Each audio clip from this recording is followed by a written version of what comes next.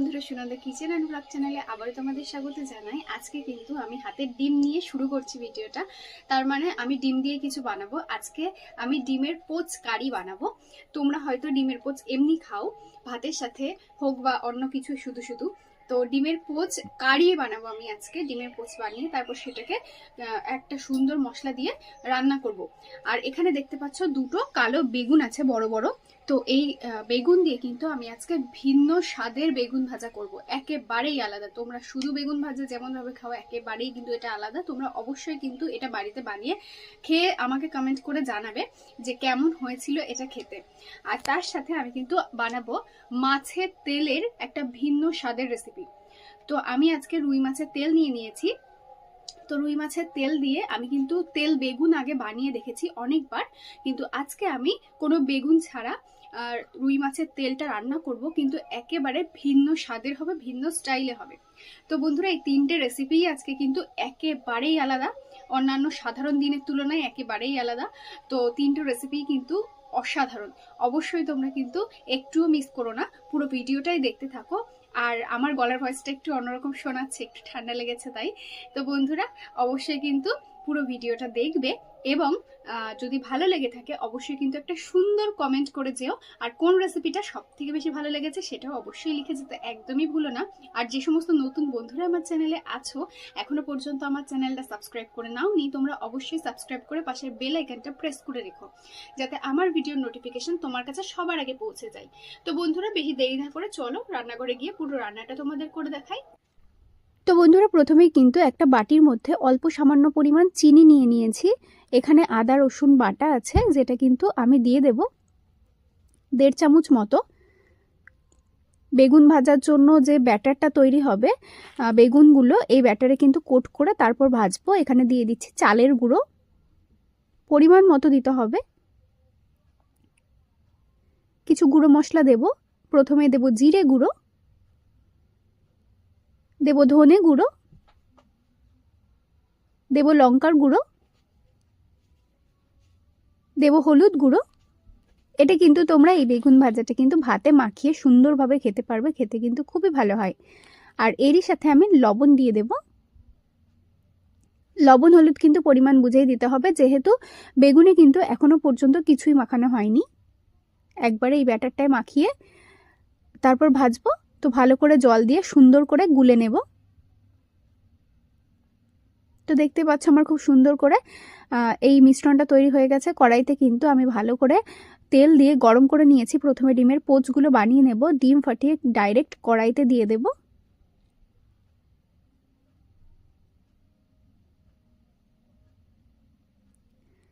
প্রত্যেকটা ডিমের কুসুম কিন্তু গোটা গোটাই থাকবে, খুব সাবধানে ভাজতে হবে।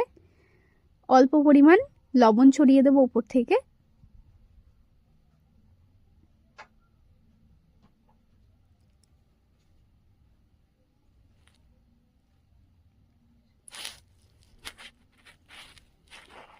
এবার কিন্তু আস্তে করে এক পিঠ হয়ে গেলে আস্তে করে কিন্তু অপর পিঠটাও উল্টে দেব। তো এই ডিমের পোচটা হয়ে গেছে, বাকি তিনটে ডিমের পোচও এইভাবে কিন্তু বানিয়ে নেব একই রকম ভাবে। ডিমটা ফাটিয়ে দিয়ে দেব। খুবই সাবধানে দিতে হবে যাতে ডিমের কুসুমটা ফেটে না যায়। এখানে অল্প পরিমাণ লবণ দিলাম। এবার কিন্তু উল্টে দেব। তো বন্ধুরা, দেখতেই পেলে কত সহজে কিন্তু আরও একটা ডিমের পোচ বানিয়ে নিলাম।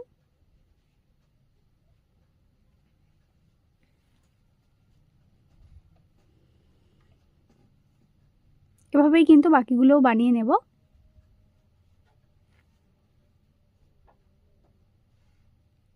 এটাও কিন্তু উল্টে নেব।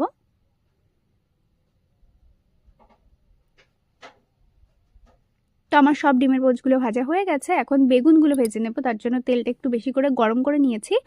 এবার কিন্তু বেগুনগুলো এইভাবে ডুবিয়ে ডুবিয়ে, এই ব্যাটারের মধ্যে ডুবিয়ে ডুবিয়ে কিন্তু সুন্দর করে ভেজে নেব, দু পিঠ নরম করে।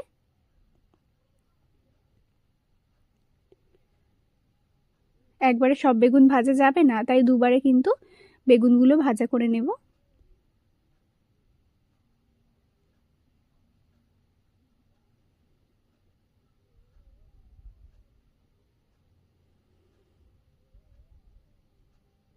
বন্ধুরা এই বেগুনগুলো কিন্তু আমার খুব ভালো করে ভাজা করা হয়ে গেল। এগুলো এখন তুলে নিচ্ছি।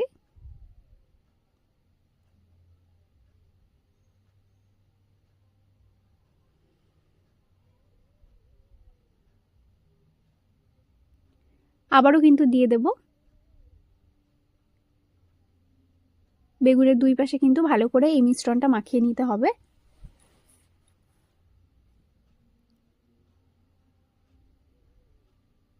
এগুলো খুব ভালো করে ভাজা করে নিয়েছি, এখন তুলে নেব। তো বন্ধুরা এরপরে কিন্তু ডিমের রেসিপিটা বানিয়ে নেব। কড়াইতে পরিমাণ মতো তেল দিয়ে নিয়েছি। এরপরে দিয়ে দেব শুকনো লঙ্কা আর দেব গোটা জিরে। খুব ভালো করে ফোড়ন করে নেব প্রথমে।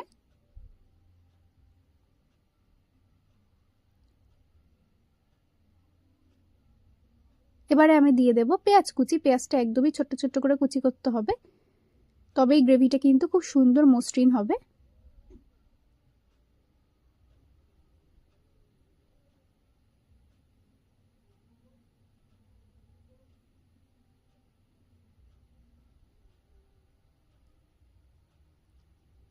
পেঁয়াজের সাথে কিন্তু আমি লবণ হলুদটা দিয়ে দেব পরিমাণ মতো।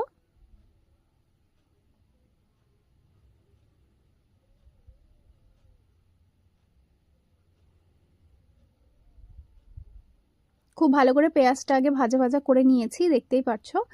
এরপরে কিন্তু আমি দিয়ে দেব টমেটো কুচি,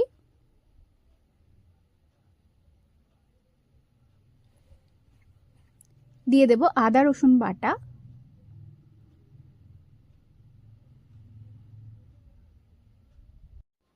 তো বন্ধুরা এবার কিন্তু খুব ভালো করে এই মশলাটা কষিয়ে নেব।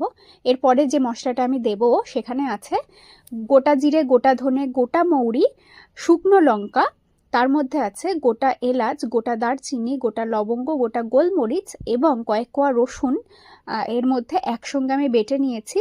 সেটা কিন্তু দিয়ে দিলাম। অল্প একটু জল দিয়ে খুব সুন্দর করে কষে নেব।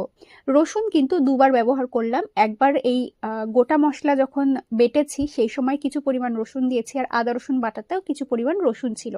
রসুনের পরিমাণটা কিন্তু একটু বেশিই দিতে হবে। তো বন্ধুরা খুব সুন্দর করে আমার মশলা কষানো হয়ে গেছে। এখন পরিমাণ মতো জল দিয়ে একটু ফুটিয়ে নেব। খুব বেশি ঝোলঝোল হবে না, একটু ঘন গ্রেভিই তৈরি করব। আজকে তোমরা একটা ভিডিওতে 3-3টা রেসিপি দেখতে পাচ্ছ। এরকম সুন্দর সুন্দর রেসিপি দেখার জন্য অবশ্যই তাড়াতাড়ি আমার ভিডিওতে একটা লাইক করে দাও এবং চ্যানেলটাকে সাবস্ক্রাইব করে দাও। তো বন্ধুরা খুব সুন্দর করে কিন্তু ঝোলটা ফুটে উঠেছে। এখন কিন্তু এই যে ডিমের পোচগুলো এক এক করে ঝোলের ওপর দিয়ে দেব। তারপরে উল্টে পাল্টে খুব সুন্দর করে একবার ফুটে উঠলেই কিন্তু নামিয়ে নেব। তো এটা কিন্তু খেতে খুবই সুন্দর হয়। তোমরা যারা বানিয়ে কখনো খাওনি তারা খেয়ে দেখো, আর যারা বানিয়ে খেয়েছো একবার আমার মতো করে বানিয়ে দেখো। আমার মতো করে যে যে মশলা দিয়েছি সেই মশলাগুলো দিয়ে।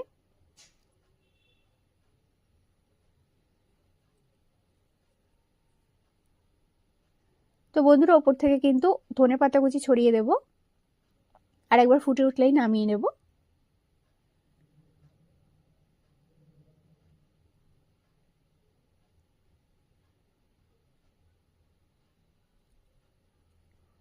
একটা রান্না, এই রান্নাটা কিন্তু আমার হয়ে গেল, আর একটা রান্না মাত্র বাকি আছে, সেটাও কিন্তু করে দেখাবো। তার জন্য কিন্তু কড়াইতে তেল গরম করে নিয়েছি, ফোড়ন করে নেব। দিয়ে দেব শুকনো লঙ্কা, দিয়ে দিচ্ছি 5 ফোড়ন। এই রান্নাতে কিন্তু 5 ফোড়নটাই ব্যবহার করতে হবে।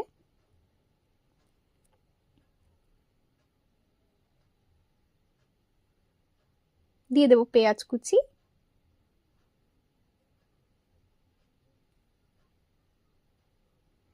দিয়ে দেবো গোটা গোটা রসুন, কয়েক কোয়া আমি খোসা ছাড়িয়ে নিয়েছি, সেটা দিয়ে দিলাম। খুব সুন্দর করে কিন্তু এটা ভাজা ভাজা করব, তার জন্য দিয়ে দেব লবণ আর হলুদ।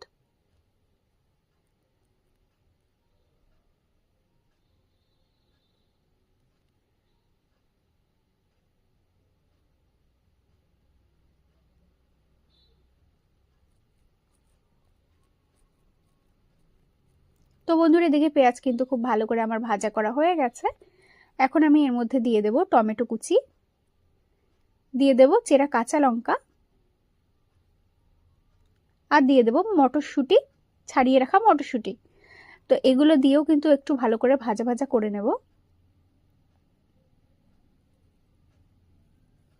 ভালো করে ভাজা ভাজা করে নিয়েছি। দিয়ে দেবো এখন মাছের তেল, এবং মাছের তেলটা দিয়েও খুব ভালো করে কিন্তু ভাজা ভাজা করে নেব।